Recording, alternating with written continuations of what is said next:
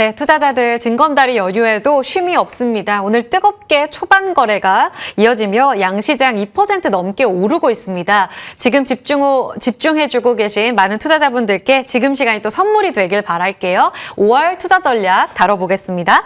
박지훈 NH투자증권 자산관리 컨설팅 부장 모셨습니다. 어서 오세요, 부장님. 예, 안녕하십니까. 네. 4월 고생 많으셨고요. 네. 네. 5월 자산관리 컨설팅에 있어서 고객들이 제일 많이 문의하는 게 5월 전략 변화하실 거예요. 이런 걸 것 같은데 뭐가 제일 고민되세요? 전쟁의 어떤 그런 리스크가 있었지만 그 4월 한 달만 보면 거의 근 30% 이상 올라가는 그런 지수 부담된다라는 얘기도 좀 있지만 실제로 주도주에 대한 흐름은 더 이어져 갈 것인가에 대한 부분들 가장 궁금했던 고객님들의 반응이었고요. 반도체 필두로 해서 기판 아이들, 삼성전기 같은 종목들, 그다음에 삼성전자, SK하이닉스, 글쎄 모르겠습니다. 성과급도 이슈가 또 있다 보니까 여기서 투자에 대한 향방을 어떤 형태로 가져가야 될 건지. 근데 또 다른 영역에서 보면 순환매가 매우 빠르게 진행되고 있다 보니 이거를 그냥 갖고 있는 전략보다는 좀 유동적으로 다른 종목도 한번 좀 기웃기웃거리는 게 맞지 않겠느냐. 그러니까 결국 한마디로 고객님들은 수익률 제고하기 위해서 역시 투자 활동에 되게 열심히 하시는 그런 상황이다라는 부분들이고 실제로 예탁금이라든지 이런 부분들 보면 코스닥이 1200 넘어가면서 지금 한 120조 넘어가는 그런 흐름들이기 때문에 여전히 예탁금에 대한 흐름들은 꺾이지 않고 있더라. 그래서 유동성 장세는 그래서 세린메이 계속 하고는 있는데 이게 사실은 옛날에 그 신흥 부자들이 그러니까 경마를 가기 위해서 한 5월에 휴가를 장기간 떠나면서 9월에 경마 대회를 위해서 주식도 좀 팔고 그다음에 1분기 실적 나왔으니 좀 이제 좀 어느 정도 배불리 수익 실현도 했으니 이런 어떤 관습의 어떤 흐름들 때문에 세린메이라는 단어가 나왔는데 글쎄요 10년간 이 세린메이에 대한 수익률을 점검해 보면 굳이 그렇게 겁낼 필요는 없지 않겠느냐라는 부분들이어서 저는 결론부터 말씀드리면 세린메이라는 어떤 그 추상적인 어떤 리스크에 너무 갇혀 있지 말아라. 오히려 지금은 실적 유동성 장세가 물론 불편한 건 있죠. 인플레에 대한 부분들이고 금리 인하에 대한 부분도 불투명성이 있다 보니까 여러 가지 노이즈는 있을지라도 실적주에 대한 차별화 전략을 열심히 고군분투하셔야 된다. 소위 좀 위험스러운 발언이긴 하지만 약간 소극적 썸머랠리도 한번 기대해보자라는 말씀을 먼저 드려보겠습니다.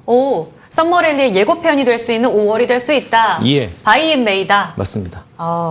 그럼 다시 반등으로 이제 이틀간의 미국 시장 분위기 받아서 오늘 달려갈 때 결국은 5월도 반도체 주도장이 된다고 보세요. 아까 기웃기웃 하시면서 순환매에 대한 힌트도 주셨는데 일단 반도체 분위기부터 여쭐게요.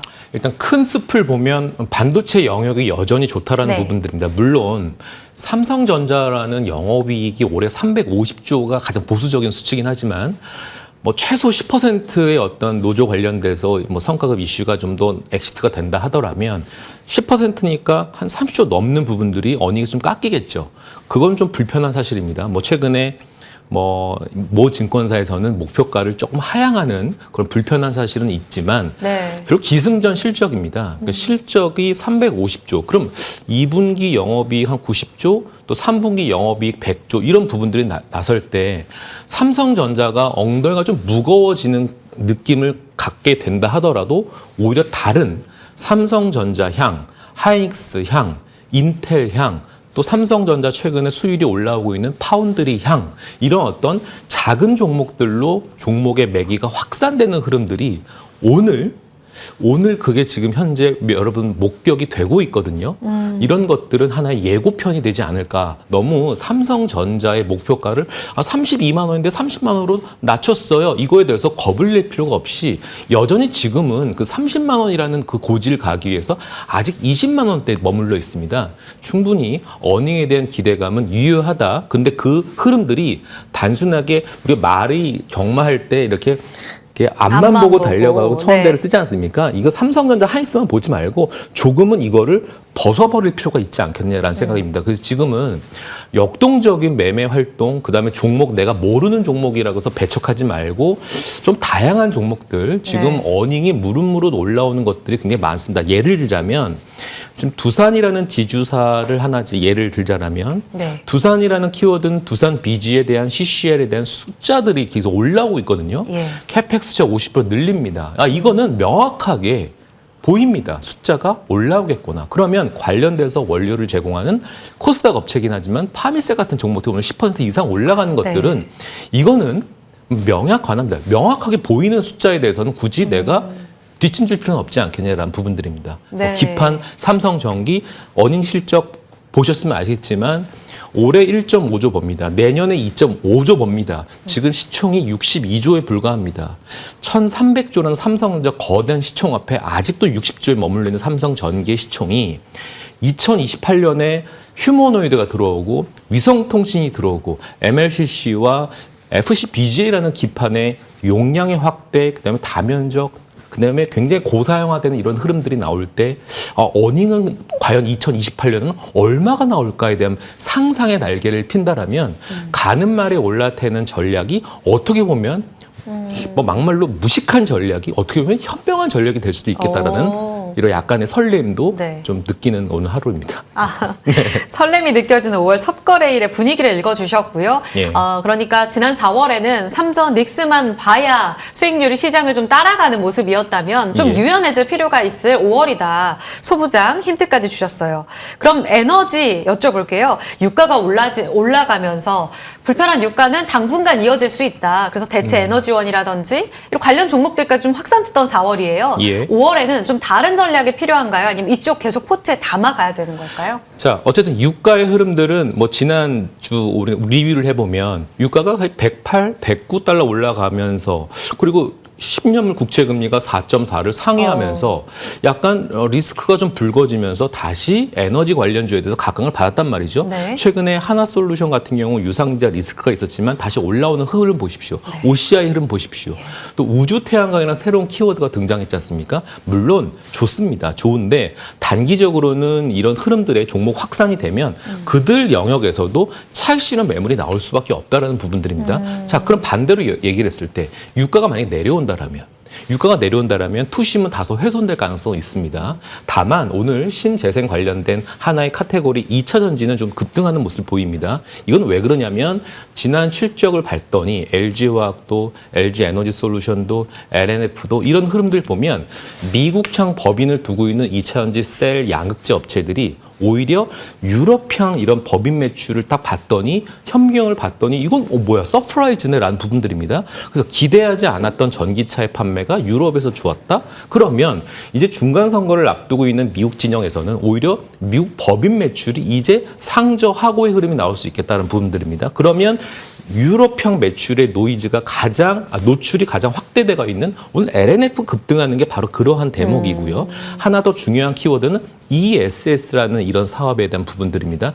여전히 아직 LG 엔솔은 셀 업체긴 하지만 여전히 적자의 늪을 아직은 헤어져 나오지 못하고 있습니다. 다만 하반기로 가면 갈수록 그 ESS 본연의 모멘텀이 실적으로 양전하면서 아마 흑자전환 기대감 이런 것들이 결국 제가 아까 서두에 말씀드렸던 기승전 실적입니다. 그래서 지금 생각지 않았던 이런 모습들이 벌써 1분기, 2분기 어닝이 굉장히 성적표가 좋게 나오다 보니까 리튬 가격의 어떤 인상도 좀 뭐 긍정적인 상황이고요. 결국 양극재에 대한 판매, 물론 판가는 좀 줄어든다 하더라도 판매 대수가 많아지니까 판매량이 많아지니까 그런 부분들을 상쇄하는 효과들이 바로 주가로 이어져 가고 있는 모습들입니다.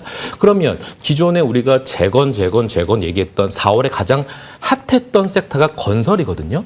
그럼 건설 섹터도 사실은 원전에 대한 모멘텀도 있지만 바로 재건에 대한 모멘텀도 있어요. 근데 그중에 또 건설과 2차 전지의 양날의 무게를 갖고 있는 포스코 홀딩스, 그 엉덩이 무거웠던 철강 업체들이 오늘 올라온 것들도 약간 건설의 어떤 모멘텀도 있지만 2차 전지 리튬 사업에 대한 아르헨티나 염호에 대한 그런 확보했던 그런 액션들이 결국 지금 빛을 발하는 모습이어서 물론 추경 매수는 좀 부담스러우실지 모르겠지만 여러분 주봉과 월봉을 천천히 한번 보십시오. 포스코홀딩스 전혀 부담되는 그런 상황이 아닐 겁니다. 그렇게 봤을 때 약간 키높이 어떤 관점에서도 이 섹터의 선순환은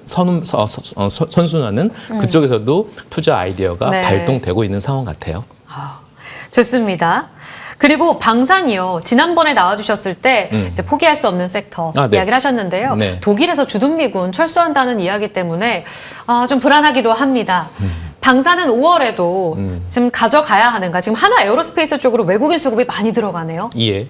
그러니까 방산이라고 하는 것이 어떤 지정학적 리스크의 어떤 뉴스플로에 따라서 투심이 왔다 갔다 변동성은 있을지 모르겠지만 이제 네. 투자자들은 어떻게 보면 냉철해진 것 같습니다. 이제 약간 4월에는 그런 방산 섹터가 어떻게 보면 날개를 피지 못했거든요. 왜냐하면 그 중동에서의 어떤 뉴스에 따라서 약간 희비가 왔다 갔다 했는데 이제 예. 투자자들은 스마트해졌다. 무슨 말이냐면 이제 방산을 지켜보는 시각은 결국 숫자의 어떤 베이스된 투자 심리로 좀 변환됐다라는 점입니다. 그렇게 봤을 때 이 중동에 관련된 리스크가 조금 소멸되는 이슈 중에 하나는 뭐냐면 이란도 마찬가지고 미국도 마찬가지로 이 미사일의 어떤 무기에 관련된 저축됐던 이런 저장했던 이런 준비 세팅이 좀 많이 좀 부족하다라는 부분들입니다. 그래서 네. 방산에 대한 수요는 결국 점점 우상향할 수밖에 없다라는 거고 이게 중동과 미국만의 어떤 국한된 상황이 아닙니다. 그래서 전 글로벌리 방산에 대한 수요는 올라갈 수 있겠다. 그러면 가장 가성비 있는